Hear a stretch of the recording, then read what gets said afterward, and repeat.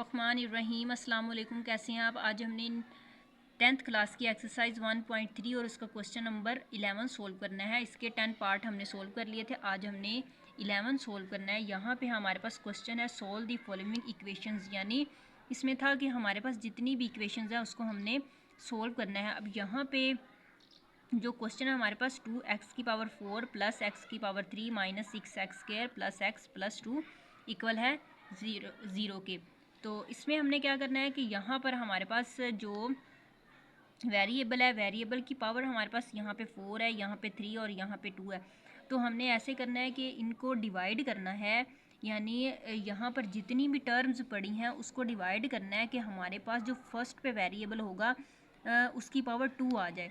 तो अगर हम करते हैं कि इसको डिवाइड करवा दें, यहाँ पे हमारे पास क्या है x⁴ 2, तो हम क्या करेंगे डिवाइड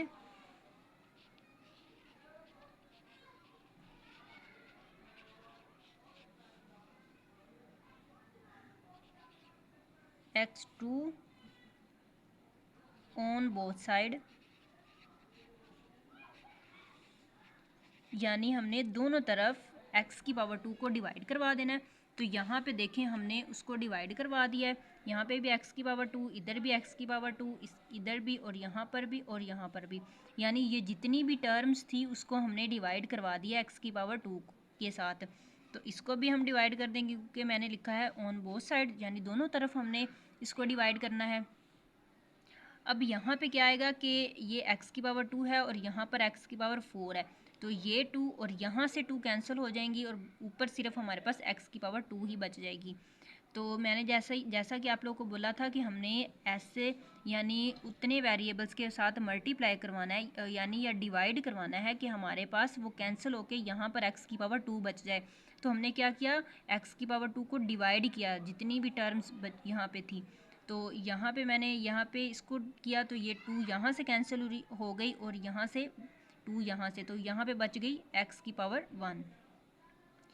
अब ये तो सारी कैंसिल होगी, तो यहाँ पे हमारे पास बच जाएगा 6 और फिर उसके बाद यहाँ पे 1 कैंसिल होगी और एक यहाँ पे बच गई थी, तो ये हमारे पास आ गया 1/x। तो ये 2/x², यहाँ पे क्योंकि कुछ भी कैंसिल नहीं हो रहा था। और जब हम 0 को डिवाइड करेंगे x⁴ 2 के साथ तो ये चेंज हो जाएगा 0 में। अब देखें यहाँ पर हमने क्या करना है कि इन टर्म्स को मैंने अगेन लिख दिया वैसे ही। उसके बाद हमने क्या करना है कि जो जिसमें x⁴ 2 है उनको एक तरफ लिख लेना है और जहाँ पर x सिंगल है उनको एक तरफ लिख लेना है। यहाँ पर भी पावर 2 थी और यहाँ पर भी पावर 2 थी, यानी ये वाली और ये वाली, इन दोनों को इकट्ठा लिख लिया। और यहाँ पर भी x⁴ 1 है और यहाँ पर भी x⁴ 1 है, तो इसको भी मैंने एक तरफ लिख लिया। जब हमने सेम पावर्स वाली वैल्यूज़ को एक साइड पे इकट्ठा किया तो यहाँ से फिर हमें 2 कॉमन मिल गया, इधर भी 2 है और इधर भी है, तो इन दोनों में से हमने 2 कॉमन लिया। तो अंदर हमारे पास यहाँ पे x² और ये 2 बाहर चला गया था, तो इसकी जगह पर आ जाएगा 1/x²। इसी तरह यहाँ से हमें कुछ भी नहीं कॉमन मिल रहा था, तो इसको हमने ब्रैकेट में लिख लिया। लास्ट पे कांस्टेंट नंबर बच गया -6, तो ये वैसे नीचे आ गया। अब हमने इसको नेम दे देना है इक्वेशन नंबर 1 का। इक्वेशन नंबर 1 का नेम दे दिया। उसके बाद हमने क्या करना है कि यहाँ पे ये तो स्केयर वाली वैल्यू है और यहाँ पे सिंगल x वाली वैल्यू है ये, तो हमने क्या करना है इसको लेट करना है, यानी जितने भी हमने क्वेश्चन किए हैं उसमें हमने जो सिंगल वेरिएबल्स वाली वैल्यू होंगी उसको हमने लेट कर लेना है y के इक्वल। तो इसको मैंने y के इक्वल लेट कर लिया। अब हमने क्या करना है इसी को ही आगे सोल्व करना है, तो हम क्या करेंगे taking square on both side, यानी दोनों तरफ हमने इसका स्केयर ले लेना है। तो y के ऊपर स्केयर लेंगे तो वो बन जाएगा y² इक्वल है और इसके ऊपर ये हमने स्केयर दिया। अब हम यहाँ पे स्केयर फार्मूला ओपन कर देंगे। फर्स्ट का स्केयर इसका स्केयर लेना, यानी x का स्केयर और 1/x का स्केयर आ जाएगा। फिर उसके बाद 2 फार्मूले वाला, अब इन दोनों को मल्टीप्लाई में लिख दिया मैंने, तो ये आ गया। अब ये इसके साथ कैंसिल, बाकी 2 बच गया, तो ये नीचे आ गया। ये वाली वैल्यू वैसे की वैसे नीचे आ गई। उसके बाद हमने क्या करना है कि ये जो 2 है यानी x² + 1/x ये हमारे पास है, क्योंकि ये आप लोगों ने जब हम सोल्व कर रहे थे तो ये हमारे पास x² + 1/x² मौजूद है। तो हमने क्या करना है इसकी वैल्यू फाइंड करनी है, क्योंकि हमने इक्वेशन नंबर 1 के अंदर जो वैल्यूज़ हैं वो पुट करनी है। तो अब क्या करेंगे, क्योंकि हमें सिर्फ x² + 1/x² चाहिए इसकी वैल्यू चाहिए तो हम क्या करेंगे, इस 2 को उस साइड पे ले जाएंगे, तो दूसरी साइड पे जब जाएगा तो वो -2 हो जाएगा। तो अब y² -2 ये हमारे पास वैल्यू आ गई है x² + 1/x² की। यानी अब देखें इस इक्वेशन को हमने देख के सोल्व करनी है, इसकी वैल्यू भी हमने फाइंड कर लिया है और इसको तो हमने लेट किया था, तो इसकी जगह पर हम y ही पुट करेंगे, जैसा कि ये आप लोग को नज़र आ रहा है। अब हमने क्या करना है कि यहाँ पर जो इक्वेशन नंबर 1 के अंदर ये जो हमारे पास जिसको मैंने नेम दिया था इक्वेशन नंबर 1, इसमें हमने सारी जो वैल्यूज़ इसकी भी और इसकी वैल्यू फाइंड की है वो हमने यहाँ पे पुट कर देनी है। तो मैंने इसके अंदर यहाँ पे देखें पुट कर दिया, putting values of x + 1/x and x² + 1/x in equation 1। तो ये देखें ये जो x² + 1/x² की हमने वैल्यू फाइंड की थी, ये वाली इसकी जगह पे मैंने y² - 2 पुट कर दिया। फिर ये वाला इक्वेशन के अंदर फिर है प्लस, फिर उसके बाद x + 1/x है, उसकी जगह पर मैंने y पुट कर दिया, फिर आ जाएगा -6, तो ये मैंने लिख दिया -6। अब हमने इसको सोल्व कर लेना है, तो 2y² माइनस आ गया 2 × 4 और y -6। अब हमारे पास है -4 और -6, तो -4 और -6 हो जाएगा -10, ये आ गया -10। अब हमने इसको अरेंज कर दिया, यानी जो स्केयर वाली वैल्यू थी उसको फर्स्ट पे और जो सिंगल थी वेरिएबल वाली उसको मिड में यानी दरमियान में रख दिया और लास्ट पे कांस्टेंट इक्वल है 0 के। अब हमने क्या किया कि यहाँ पे हमने 10 को 2 के साथ मल्टीप्लाई करवाना है, 10 को 2 के साथ मल्टीप्लाई किया तो 10 × 20।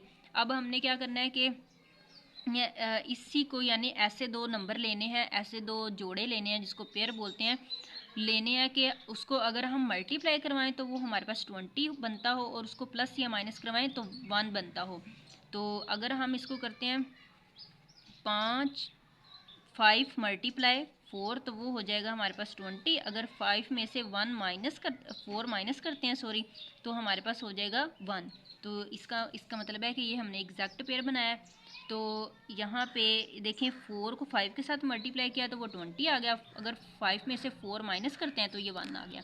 अब इसमें से कॉमन ले लेना, 2 कॉमन यानी 2 है और इधर 5 है, तो ये नंबर तो हम कॉमन ले नहीं सकते, वेरिएबल कॉमन ले सकते हैं, तो ये मैंने वेरिएबल यहाँ से कॉमन ले लिया। अंदर हमारे पास 2y + 5, उसके बाद यहाँ पे हमारे पास 4 है और 10 है, तो यहाँ से हम 2 कॉमन ले सकते हैं, तो मैंने यहाँ से 2 कॉमन ले लिया।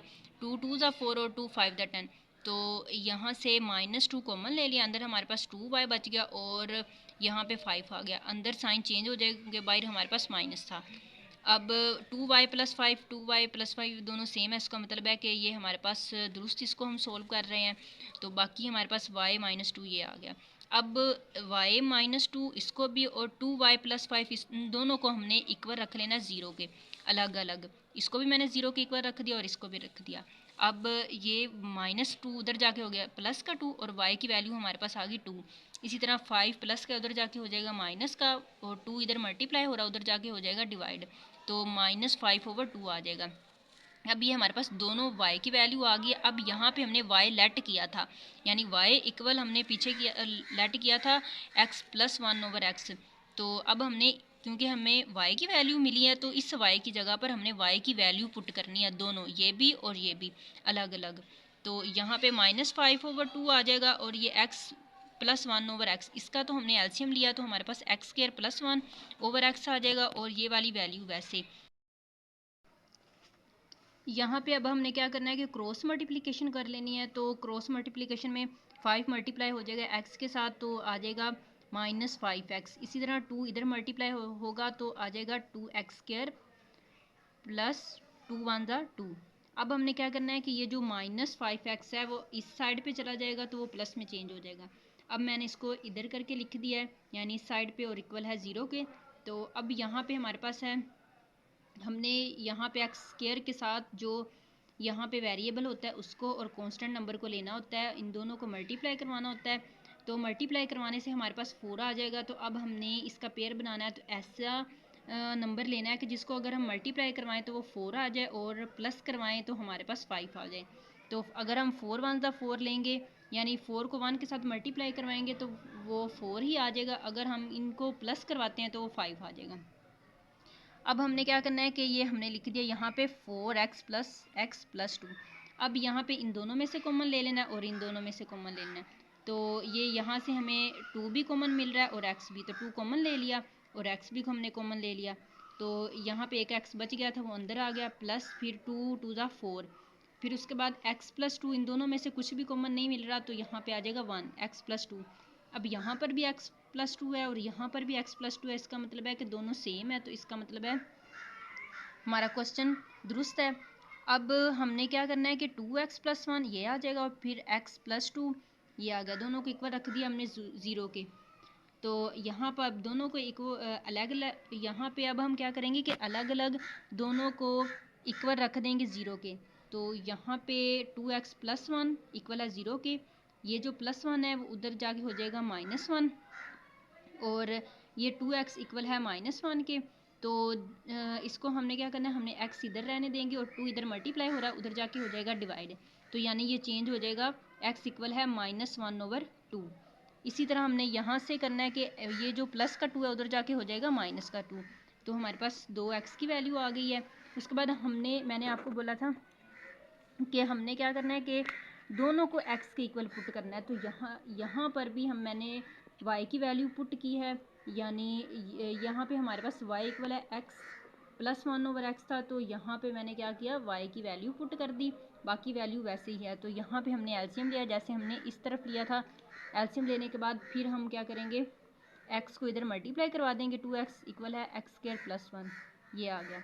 अब 2x को हम उस तरफ ले जाएंगे तो वो हो जाएगा -2x। अब ये एक इक्वेशन बन गया है, यहाँ पे हमने पेयर बना लेने हैं, यानी इनकी फैक्टराइजेशन कर देनी है। तो ये 1 1 1 है, तो हमने अब ऐसा पेयर लेना है कि मल्टीप्लाई करवाएं तो 1 ही रहे और प्लस या माइनस करवाएं तो हमारे पास -2 आना चाहिए।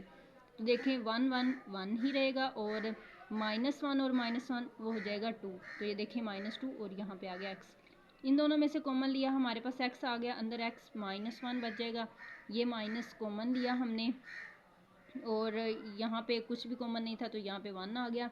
अंदर हमारे पास साइन चेंज होगा क्योंकि बाहर हमारे पास माइनस था, तो x -1 इक्वल है 0 के।